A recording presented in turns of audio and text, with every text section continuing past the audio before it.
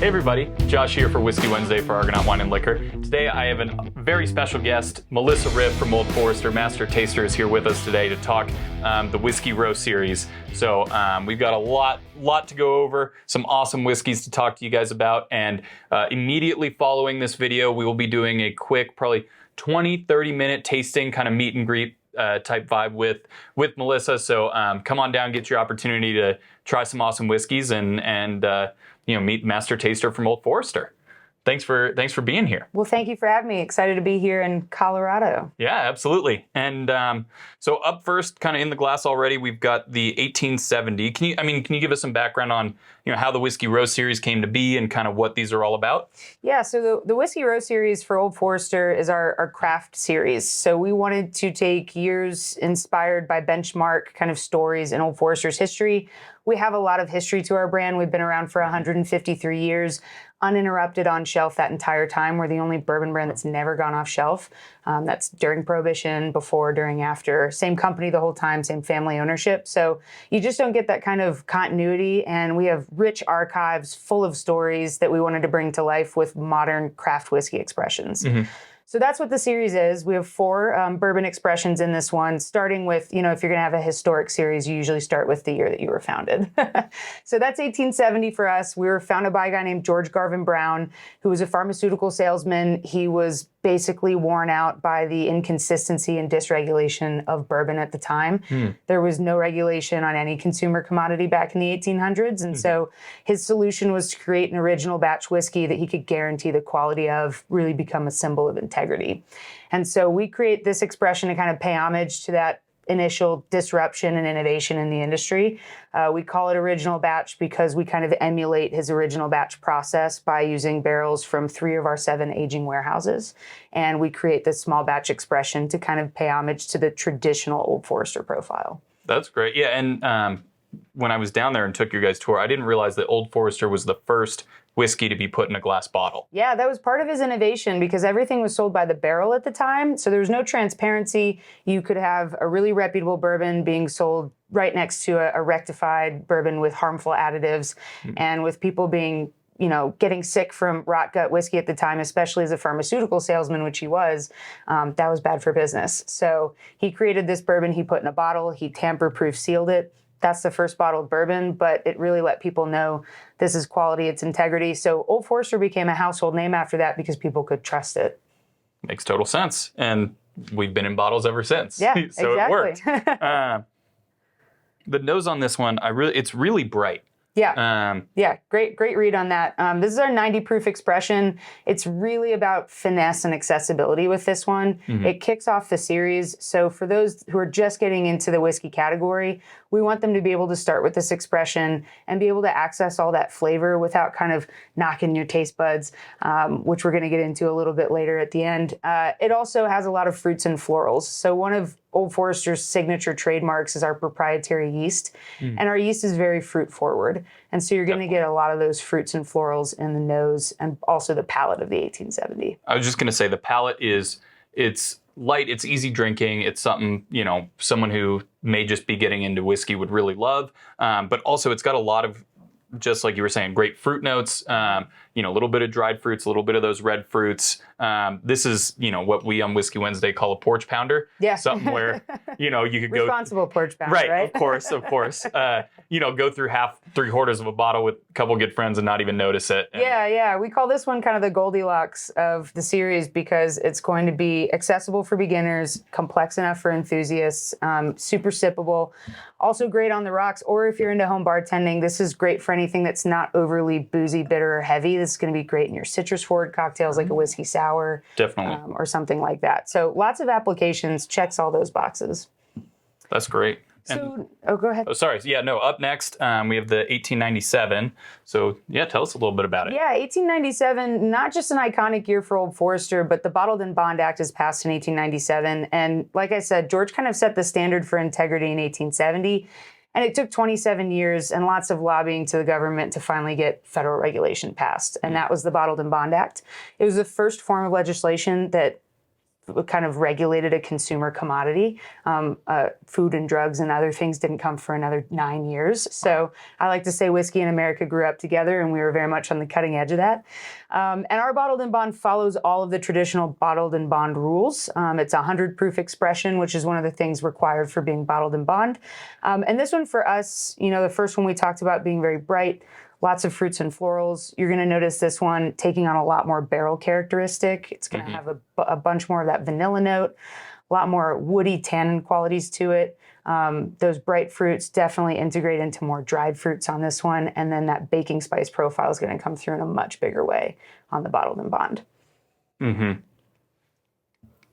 Definitely. I mean, the read on the nose was right on. And what I love about this one is on the palate, you start to get, like you were saying, some of those baking spices, some of that mid-palate spiciness that, personally I kind of associate with Old Forester, because most of what I drink, especially when I'm down there are these guys. Proof, yeah. Yeah, very high proof, kind of in your face, big whiskeys.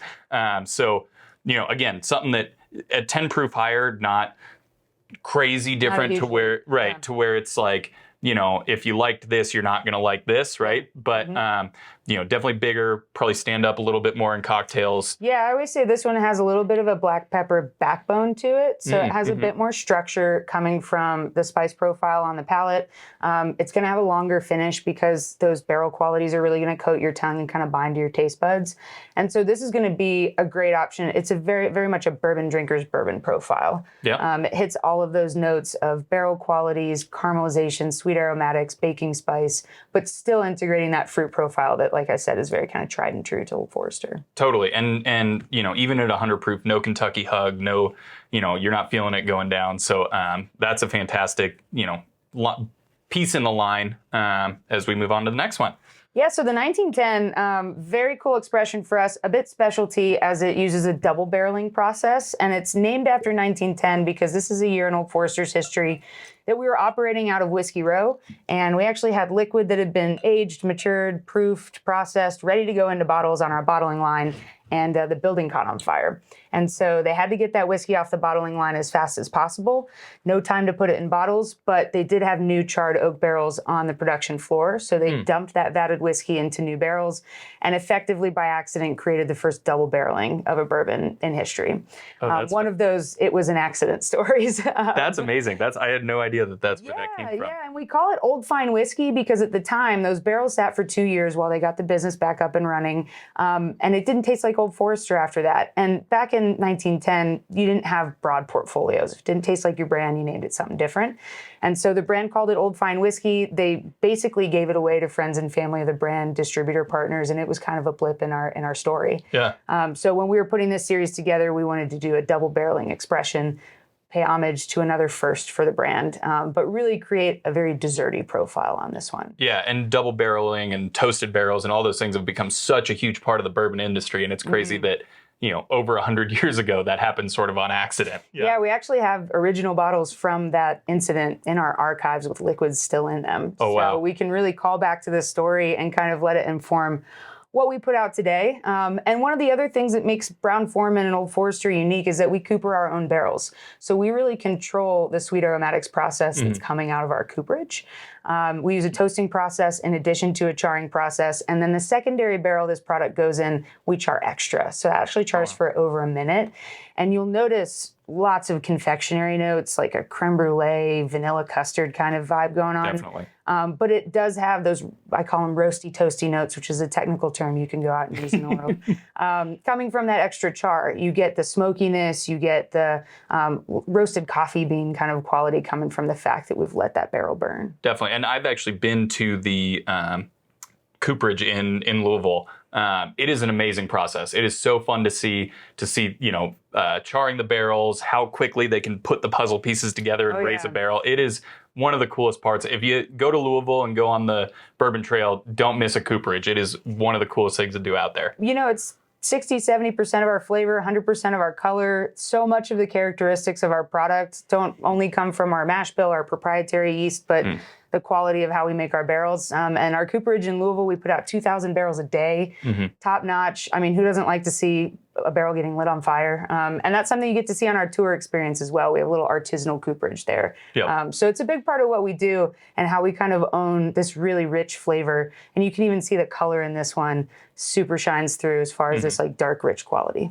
Yeah, and I think you were dead on when you said kind of dessert whiskey. It's got that marshmallow. It's got some of those like a little bit of like a lighter sweet chocolate, not like a dense bitter chocolate, but a lighter, sweeter chocolate. It's got like you said, confectionery sweetness, that kind of cakey type sweetness that we describe on here a bunch. That is a fantastic whiskey. It's super complex, a lot going on, and something that this one for sure, for me, is probably a neat drinker. Yeah, it's 93 proof. So again, we proof it for accessibility. We really thought that's where it shined best as an everyday sipper.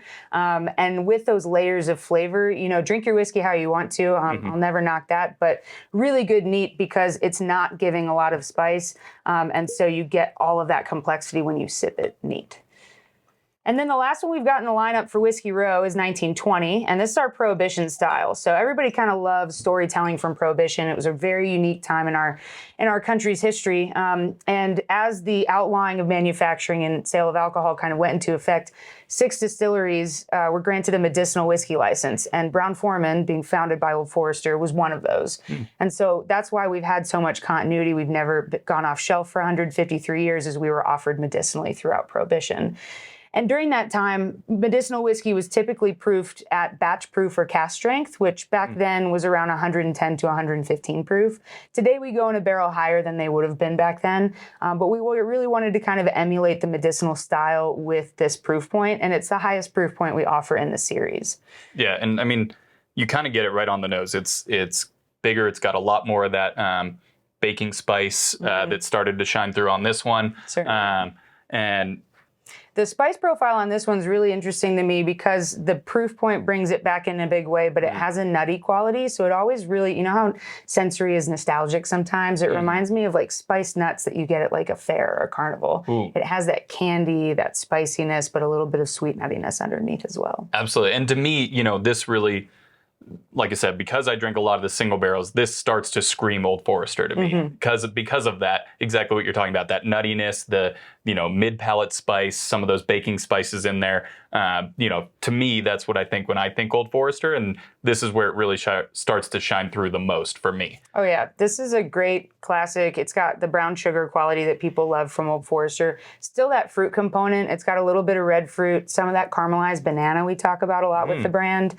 So also very confectionery, but in a totally different way you get from the 1910. And for folks who like drinking higher proof whiskey, for folks who are really into that 100 to 115 proof, this is such a great offering because it is still an everyday sipper. You're not going to get harshness from that higher proof point. Totally. It's really round and really delicious, kind of tugs on the front of your palate. Still not so much of that kind of Kentucky hug going on. Definitely. And also really great, again, I kind of bring in the home bartender because folks love mixing at home now. This is going to be a great option for cocktails where you like a bigger presence from your whiskey. Bitter, boozy, higher proof old fashioned. This is such a great offering for that as well. Definitely. I was just about to say that. This is where you can start to get with some of those boost forward cocktails. That'd make a badass old fashioned. No, that one's fantastic. Glad you enjoy it. Yeah, of course. And then, last but certainly not least, this is Old Forester single barrel strength. This isn't our pick. Our pick obviously came a couple months ago. We released that one. But this is a distributor pick that we've gotten a little bit of that we will be tasting here immediately after the video. We'll have a small amount to release on our next table release, whenever that is. If you guys don't have our app, download the app, enable push notifications. You'll get a push notification ahead of every table release we do. Yeah, so our single barrel program, I know y'all do your own releases. Single barrels are such a great way for us to kind of collaborate with those in the industry who are putting our product out into the world. You get to taste our single barrels, which these are all about consistency. We want these to be the same every time you open the bottle. That's not the aim with a single barrel. Barrels are going to be different depending on what oak trees went into making the barrel, where they aged in the warehouse. Those microclimates can cause a lot of variability. And so this is where we get to see what those single barrels do as far as where those flavors shine. Being at cask strength, this one is 129.5 proof. We go in a barrel at 125, so this one's gained a couple of proof points as it aged. Warehouse L, floor 3. We have 7 aging warehouses, 8 floors to each. So this one's going to be a little bit on the lower floor end, where we typically get more ambient temperatures. So let's see what flavors it brings. See what us. comes out, yeah. To me, this one, I think the kind of caramelized banana note jumps out to me a little bit more. I also get this really nice like caramel corn. I hate to bring up the carnival again. Maybe it's just the season, seasonal aspect. Carnival on the mind, huh? Yeah, right.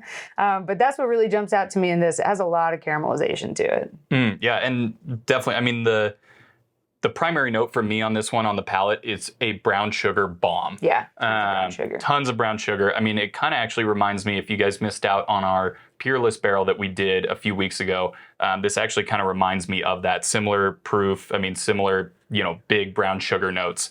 And this is fantastic. Yeah. This is really, really also good. At 129.5 proof, and I think this about a lot of our cask strength barrels. Again, just have to say that they sip very easy for something sitting at such a high proof. I think because we have those sweet aromatics and that caramelization, it just rounds out those edges of the 129 proof and makes for a beautiful sip. Another thing I love for people who maybe aren't looking for that proof point, but really want to taste the uniqueness of a single barrel, if you throw it on a large ice cube, I call it a journey of flavor, because as it dilutes, you're going to get different proof points out of that. Definitely. And different flavors are going to start to jump out at you. So definitely not something you have to drink at 129.5 proof. Definitely, yeah. But even at 129, I mean, it doesn't drink hot at all. I mean, you super wouldn't, balanced. yeah, you wouldn't guess close to 130 at all. Again, still no Kentucky hug. Even maybe that's just because I've had 4 sips of whiskey now. But no burn on the way down. I mean, super approachable even at that proof. Yeah. Well, yeah, thank you. I mean, all these were awesome. For everybody watching, we do have our lottery from the Laws and Leopold's 3-packs. There were 28 entries. We ran a randomizer, and David's got the results for us right now. So the winner of the opportunity to purchase the bottle of Pappy 20-year from those 3-packs is Mike Peterson. Mike Peterson, your bottle is ready now. Yep, is ready now. So come on down to the store. For everybody else, we're going to be tasting 4 of these for about a half hour here immediately following the video. So come on down, give them a shot. Cheers. Cheers. Cheers.